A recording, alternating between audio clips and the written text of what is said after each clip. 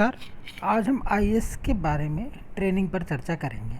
भारतीय प्रशासनिक सेवाओं के लिए प्रशिक्षण 1953 से मसूरी में नेशनल एकेडमी ऑफ एडमिनिस्ट्रेटिव स्थापित की गई, जो कि भारतीय प्रशासनिक सेवा व अन्य केंद्रीय सेवाओं के परिवीक्षकों के लिए एक प्रशिक्षण संस्थान के रूप में कार्य कर रही है। आईएएस के परिवीक्षकों व अन्य केंद्रीय सेवाओं के परिवीक्षकों को 4 माह इस संस्था में प्रशिक्षण के लिए भेजा जाता है। इसके पाठ्यक्रम में निम्न विषय सम्मिलित हैं: राजनीति एवं भारतीय संविधान, पंचवर्षीय योजनाएं, भारतीय दंड विधि, दंड प्रक्रिया संहिता, भारतीय साक्ष्य अधिनियम, आयोजन, सामुदायिक विकास, विज्ञान तथा शिल्पकला, भारतीय इतिहास, अर्थशास्त्र के सामान्य सिद्धांत, लोक प्रशासन व सरकारी संस्थानों का संगठन, हिंदी और एक प्रादेशिक भाषा व संस्कृति। ये विषय परिवीक्षकों के भविष्य के कार्य से पूर्णतः संबंधित हैं। प्रत्याशियों को इन विषयों में एक परीक्षा पास करनी पड़ती है, जो कि संघीय लोक सेवा आयोग द्वारा आयोजित की जाती है। यदि वे इस परीक्षा में पास हो जाते हैं तो उनका सेवा में स्थिरीकरण कर दिया जाता है।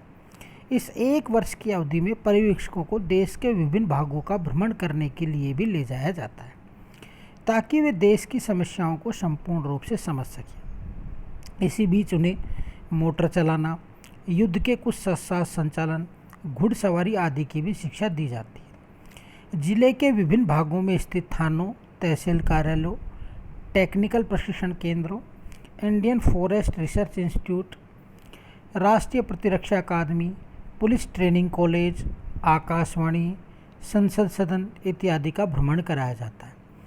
कम से कम 15 दिन तक सेना की किसी टुकड़ी के साथ रहकर सेना के संगठन इत्यादि से संबंधित प्रत्यक्ष जानकारी भी प्राप्त करनी पड़ती है, जिन्हें 1 वर्ष या इससे अधिक समय तक अतिरिक्त काम कर प्रशिक्षण कैडर वाले राज्य में दिया जाता है। इन्हें जिला कार्यालयों में काम सीखने के लिए रखा जाता है। परिवीक्षकों को और अधिक अनुभव प्रदान करने के लिए आरंभ में उनका विभिन्न जिलों में स्थानांतरण किया जाता है। उन्हें लगभग 18 महीने तक अवर सचिव, अंडर सेक्रेटरी के पद का कार्य करने के लिए सचिवालय में भी भेजा जाता है। इस प्रकार प्रशिक्षण की कुल अवधि 2.5 वर्ष होती है। अंत में संघ लोक सेवा आयोग द्वारा परीक्षा ली जाती है। इसमें उत्तीर्ण होने वाला प्रशिक्षणार्थी स्थायी सेवा में ले लिया जाता है। पूरे प्रशिक्षण का मूल उद्देश्य यह है कि पदाधिकारी जिले या अन्य सरकारी विभाग में कोई भी उत्तरदायित्व का पद संभालने में समर्थ हो सके। इसमें प्रशिक्षण के व्यवहारिक पक्ष पर अत्यधिक बल दिया जाता है। यद्यपि इतनी बड़ी जिम्मेदारी संभालने के लिए यह अवधि बहुत कम है। करीब 5 वर्ष पश्चात जिलाधीश का कार्य इन्हें सौंपा जाता है। यह कार्य अवधि 5 से 6 वर्ष के स्थान पर कम से कम 10 वर्ष होनी चाहिए, ताकि वे जिलाधीश के पद की गरिमा के अनुरूप अनुभव प्राप्त कर सकें। जिलाधीश पद नाम बदलकर इसे जिला सेवक रखा जाए और मठाधीश या मथुराधीश जैसी प्रतिध्वनि न आने से भी कलेक्टर का ओहदा उसे जनता के मध्य जनता का आदमी बनकर रहने की सीख देगा। दूसरा, भारतीय विदेश सेवा के लिए प्रशिक्षण। इस सेवा के प्रत्याशियों का प्रशिक्षण 3 वर्ष का होता है। इस अवधि में उन्हें एक जिले में लगाया जाता है, जहां वे प्रयोगात्मक कार्य के बारे में शिक्षा प्राप्त करते हैं। इसके पश्चात उन्हें सचिवालय के कार्य से परिचित कराने के लिए सचिवालय में नियुक्त किया जाता है। इस सेवा के प्रशिक्षण कार्यक्रम में हिंदी या किसी एक विदेशी भाषा पर जोर दिया जाता है। इसके साथ साथ अंतर्राष्ट्रीय विधि, राजनयिक डिप्लोमेसी तथा भूगोल आदि विषयों की शिक्षा भी दी जाती है। इनको संस्थागत प्रशिक्षण भी आईएएस के परिवीक्षकों के साथ ही दिया जाता है। तीसरा, भारतीय पुलिस सेवा के लिए प्रशिक्षण। सितंबर 1948 में भारतीय पुलिस सेवा के लिए केंद्रीय पुलिस प्रशिक्षण कॉलेज की स्थापना माउंट आबू में की गई, जिसे बाद में हैदराबाद में शिफ्ट कर दिया गया। हैदराबाद की इस पुलिस एकेडमी में प्रशिक्षण के विषय हैं दंड विधि, दंड प्रक्रिया, भारतीय साक्ष्य अधिनियम, भारतीय संविधान आदि। लेकिन विशेष जोर ड्रिल तथा अस्त्र शस्त्र चलाने पर ही दिया जाता है। अस्त्र शस्त्र के प्रशिक्षण के लिए उन्हें सैनिक स्थानों में भेजा जाता है। 1 वर्ष के प्रशिक्षण के पश्चात उन्हें जिलों में काम पर प्रशिक्षण प्राप्त करने के लिए भेजा जाता है। प्रशिक्षणार्थी हेड कांस्टेबल से लेकर दूसरे अधिकारियों तक का कार्य स्वयं संपन्न कर शिक्षा प्राप्त करता है। इस प्रकार ऐसा प्रशिक्षण प्राप्त करके भारतीय पुलिस सेवा के इस अधिकारी को सहायक पुलिस अधीक्षक के पद पर नियुक्त किया जाता है। भारत सरकार भारतीय पुलिस सेवा के इन प्रशिक्षणों के संस्थागत प्रशिक्षण के पाठ्यक्रम में सिंडिकेट कार्य तथा वर्गीय वाद विवाद पर अब जोर दे रही है। पाठ्यक्रम में कुछ ऐसे विषयों की शिक्षा को भी सम्मिलित किया गया है, जैसे कि अपराध का मालूम करना, अपराधियों के गिरोह तथा आपराधिक मनोविज्ञान, पुलिस प्रशासन, लोक प्रशासन, भीड़ को हटाना, यातायात नियंत्रण, भ्रष्टाचार को रोकना, संकटकालीन सहायता, नागरिक सुरक्षा, अग्निशमन सेवा, यातायात नियंत्रण, आतंकवादी गतिविधियों का अध्ययन, तस्करी और गुप्तचरी आदि का प्रशिक्षण दिया जाता है। अकादमी में 1 वर्ष के कठोर प्रशिक्षण के बाद जिले में विभिन्न पदों पर व्यावसायिक ज्ञान प्राप्त करने के लिए प्रशिक्षणार्थी को लगाया जाता है। राजस्थान में भी अपने राज्य स्तरीय पुलिस अधिकारियों के लिए एक पुलिस ट्रेनिंग स्कूल प्रशिक्षण के लिए इसी आधार पर जयपुर में शुरू किया गया है।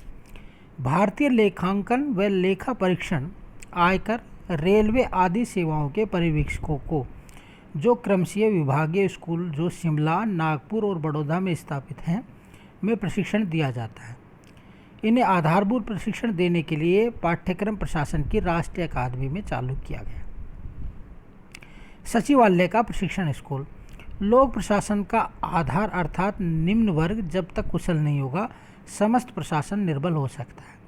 अतः स्वतंत्रता प्राप्ति के पश्चात भारत सरकार ने अनुभव किया कि विभिन्न मंत्रालयों में कार्य करने वाले कर्मचारियों के लिए भी व्यवहारिक और उपयोगी प्रशिक्षण प्राप्त करने की व्यवस्था होनी चाहिए। इस कारण भारत सरकार के गृह मंत्रालय द्वारा 1948 में इस सचिवालय प्रशिक्षण स्कूल की स्थापना की गई। भारत सरकार के किसी अनुभवी उप सचिव को इस स्कूल का निर्देशक नियुक्त किया जाता है। अनेक प्रशिक्षणों द्वारा मंत्रालयों की कार्यप्रणालियों, कार्यविधियों, वित्तीय नियमों और उनके व्यवहारिक उपयोग तथा टाइप राइटिंग के संबंध में प्रशिक्षण दिया जाता है। इसके अलावा समय समय पर भारत सरकार के उच्च अधिकारी, प्रशासनिक संगठन के विशेषज्ञ, आंकड़ा विशेषज्ञ, योजना विशेषज्ञ, संसदीय कार्य पद्धति विशेषज्ञ तथा संगठन और कार्यविधि संबंधी समस्याओं के विशेषज्ञ स्कूल में अपने अनुभवों को बताने के लिए आमंत्रित किए जाते हैं। प्रशिक्षणार्थियों को भारत का राष्ट्रीय संग्रहालय भी दिखाया जाता है, जहाँ उन्हें ये बतलाया जाता है कि फाइलें, रिकॉर्ड आदि किस प्रकार सुरक्षित रखे जाते हैं। 5वां है प्रशासकीय स्टाफ कॉलेज। भारत सरकार ने अखिल भारतीय तकनीकी परिषद की सिफारिश पर इसकी स्थापना 1957 में की।